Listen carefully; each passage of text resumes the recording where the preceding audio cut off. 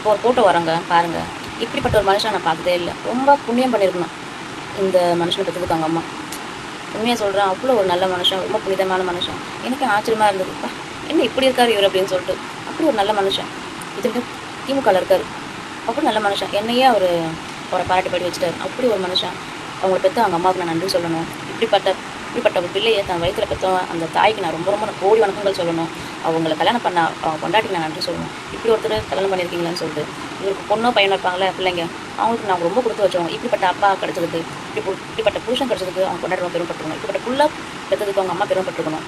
இப்படிப்பட்ட புள்ள அவங்க தங்கச்சி அக்காலாம் கூட பிறந்தவங்க, இப்படிப்பட்ட பையன் நம்ம கூட பிறந்தவங்கன்னு சொல்லி பெருமைப்படணும். அதேமாதிரி அவங்க சொந்தக்காரங்க கூட இப்படி ஒரு அருமையான பிள்ளை நம்ம குடும்பத்தில் ஒரு காரைன்னு சொல்லிட்டு பெருமைப்படுற அளவுக்கு அவர் அவ்வளோ நல்லவருங்க. அவ்வளோ எனக்கு இப்படியே பூரிச்சு போதார் பார்த்து. இப்படிப்பட்ட மனுஷன் இந்த உலகத்தில் இருக்காரு, சான்ஸே இல்லைல்ல. பார்க்குறீங்களா? நீங்களும் பாருங்கள்.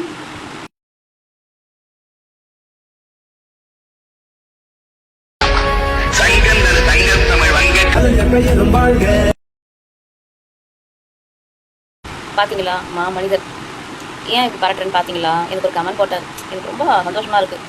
திமுகலேருந்து இப்படி ஒரு ரொம்ப அவங்க சொல்லுவாங்கள்ல, எங்களை மாதிரி நாகரிகமான அரசியல் யாரும் பண்ண மாட்டாங்க, பேச மாட்டாங்க, நாங்கள் அவ்வளோ நாகரிகமாக பேசுவோம் சொல்லி. அதுக்கு ஒரு எடுத்துக்காட்டு அவர் போட்டு கமெண்ட் போடுறேன் பாருங்கள்.